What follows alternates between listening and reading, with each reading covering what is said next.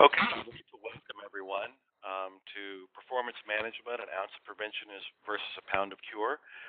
This webinar is being brought to you by the University of Houston Continuing Education as part of our Empower Leadership program.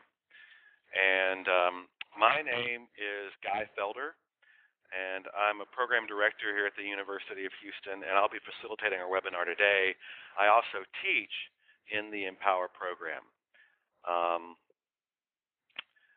And the content that we're going to discuss today is actually a very small slice of stuff that we talk about in our leadership program. This presentation is being archived and will be available at some point after the presentation is over.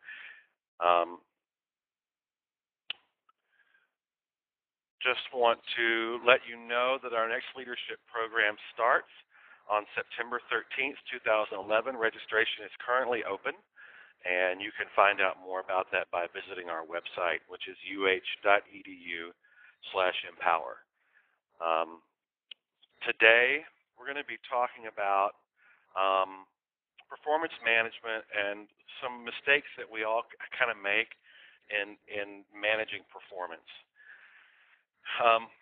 We're going to be discussing reasons for ignoring performance, trends in underperformance, normal activators for performance management, problems with dealing with performance, late instead of early, who is really at fault, and some ideas for correcting performance.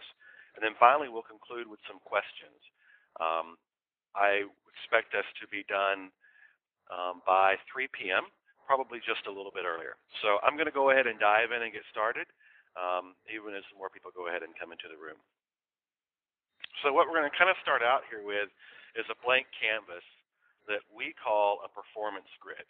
And in our leadership certificate program, this is kind of the basis for how we begin discussing ideas of management and leadership as we look at employee performance on a grid. And so at the top of this grid, we have acceptable performance.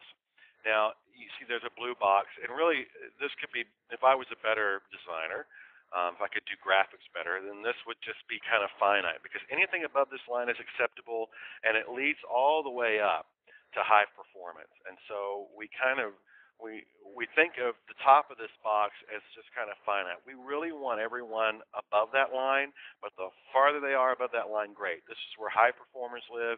This is where people who are getting all their work done, growing, going above and beyond. It's a group of healthy employees, and it makes for a healthy organization.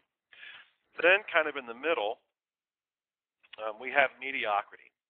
And when we talk about mediocrity or mediocre employees, at this performance level, everything that needs to get done is getting done, not much more. It's just kind of it ranges from acceptable to the bare minimum. And unfortunately, I think in a lot of our organizations, we see employees that exist more at this level than in high performance. And there's actually a very simple reason why. Then below that, we have objectives compromised, and we are objective compromising performance. And at this level of performance, an employee their underperformance is causing the team and the organization to not meet its goals. It's not just their work product that's suffering, it's actually affecting other people. And then finally, we have what we call subversion. And subversion is the point in which someone isn't only compromising objectives, but they are going out and recruiting other people to their way of thinking. At this point, they are not just underperforming, they are angry and are working against you. And so when we talk about performance, we see employee performances that kind of range anywhere on this whole grid. And in fact, we're going to be talking about this grid quite a bit in our time today. So then next up, we see I've put these words managing and leading on the side.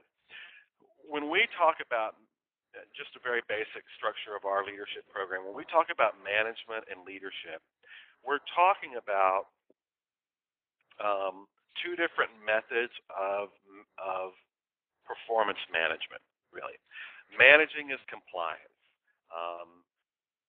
making sure that people are doing what the organization requires, what the laws require, stuff like that. Leading is the area of choice and engagement, where people are going above and beyond. We suggest and believe that in order to deal with employees that are in objective compromised performance level and subversion, they have to be managed up. But it's important to note that management only really takes care of employee performance up to mediocrity. Then it's engagement that gets employees to move beyond that, to go up into acceptable and high performance. In many of our organizations, we're very good at compliance and not so good on the engagement side because we perceive it as risky.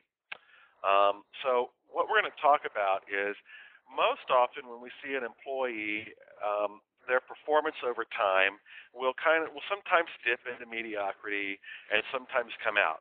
This can be due to external forces outside of the organization. This can be due to changes in work environment, all kinds of stuff. Oftentimes, they'll dip a little bit. It may just be that one day they were a little bit late, right? Nothing major, but it's just their performance dips. Oftentimes what happens is over time, for various reasons, an employee's performance will just dip gradually, as you see on this line here. So then what happens is as we enter this next little level that we talk about, and that's supervisor frustration. Now, they're still getting their work done. They're doing an adequate job. They are not compromising the objectives of the organization, but they're just starting to kind of be a little upsetting. They're the person you think, gosh, this could just go so much better. Most often, the way we see this performance issue handled is just so. What the supervisor does is they just lower the bar. Well, it's really okay. Okay, they're coming in 30 minutes late every day, but it's fine. They're getting all their work done. It's no big deal, right? I'm gonna look the other way, and we'll keep going on. So they now say the level of performance is now acceptable. Generally, what happens when we get into this position is that that performance dips. And once we lower the bar, people don't generally restore themselves. In fact, what starts to happen is they just continue to slide on down. And in fact, what we most often see, that performance in most organizations is dealt with not at the initial onset when performance drops below what we consider acceptable and into mediocrity, not when the supervisor gets frustrated. We see that performance is dealt with at the point that the performance begins to compromise organizational objectives. So basically, the supervisor decides to deal with it when they think that someone else above or below them is going to find out about it. So most often, people do not deal with performance until well after the performance issue has come up. This is like if you go into a garden and you see one weed and you're like, oh, that's one weed, it'll be fine.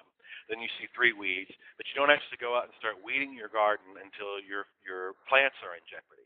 That's kind of how most of us deal with performance. So let's say, for instance, the issue might be tardiness, right? That's a great one, easy one. We all see it. And tardiness just kind of starts, and eventually the tardiness starts to compromise objectives. The problem with taking this approach is that it's kind of the iceberg approach. What happens is by the time we start dealing with something, we're only dealing with the tip of the iceberg. There are a ton of other issues that have been predicated this dip in performance that I just talked about before that leads us into objective compromising performance. Many times, by the time we start talking about, you're coming in at 10:30 now instead of 9:30, and I know that's an extreme example, but it's really causing problems for us. We're only dealing with the issue of performance levels that drop into that objective compromising performance. And then, once we've done that, it becomes very hard to set appropriate boundaries. So whose fault is it? My grandfather, I grew up on a rice farm that was owned by my father and grandfather. And my grandfather had all these folksy sayings that he liked to say. And I had this group of people when I was about 15, 16 that I was in charge of. And I got to hire some of them. And of course, I went out and got all my friends. And um, it just wasn't working out very well. And I was complaining. I was like, I could get so much more done if these people would all work. And I just kept griping. And finally, he said, a bad horse doesn't say much for the person who bought it, and even less about the person who keeps using it. And what he was trying to say was, and I think what he said is, you're responsible for the poor performance of the moment you're aware of it. As soon as you see a dip in performance, you are now responsible. And when you don't act on that, when you don't respond to it, you then become a co-conspirator. You're now playing along and saying, I noticed it, it's okay, right? So, again, not addressing the performance early makes a manager a contributor. Management style can be a primary contributor to underperformance. This type of, I'm just going to look the other way or lower the bar because things are still getting done. But actually, what we find is, if you look at my graphic here, so here's, you have time across the top, performance down the side, and as time goes on and performance dips, the corrective effort required to pull someone back up into acceptable performance when they're down at the objective compromise level is much greater than what is required just by dealing with it the moment it happens. However, what many of us find is that we only have the tools to deal with performance when it comes down to objectives compromising performance. So many times in my classes, when I teach the being a leader, the difference between management and leadership, and I ask people, what is it that makes it for you so unwilling to address performance over a long period of time?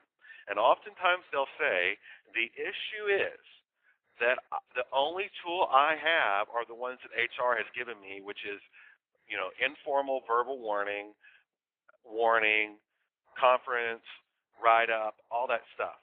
And I know that once I start down that road, it's really going to go well. Do I actually need to take the time to have an informal or, give a verbal warning to someone who's just 5 minutes late? Once. No. But oftentimes we don't address the problem because we only think we have the tools to deal with the problem when it gets down to objective compromising performance. Right? So here's a few general ideas that we find effective managers use. And I kind of use some older analogies. You got to keep your hand on the plow. Managers who keep their ear to the ground by locating and addressing gaps in the expectations they have of their employees and their own performance. This means that you watch yourself and your employees. This doesn't have to mean, I'm not talking about micromanaging. I'm not talking about standing over anyone's shoulder. I'm talking about being aware. Do as I say, not as I do works, but it requires much more effort. If you're telling your people to do one thing and you don't have a really good reason for why you're not doing it too, and I mean a good reason, not just one of those funny made-up reasons, because I'm so involved in this other project, they know whether you are or not. Then if it's a compliance issue, if it's an issue of this is what it's expected, and it's expected of you too, then you need to do it. And when you do so, you gain personal authority by setting the example. And that's probably one of the most powerful tools in performance management. Is I am going to do the things that I'm asking you to do. It doesn't mean I'm gonna do the work that you're being asked to do, but I'm going to do the things that you do. Oftentimes, we don't want to deal with performance issues because we see it as messy. Because the only time we ever deal with a performance issue is when it does get messy. But actually, if you deal with performance issues early on, they don't have to be messy. They don't have to be documented. It's actually a very simple conversation. And we often think because the only tools we have are a bunch of paperwork and a bunch of policies and procedures, that it's just easier to let the performance issues go. However, you may have a mediocre employee for quite a while, but almost always they will move from mediocrity into objective compromising performance. We all see those people in our offices that have been kind of extracted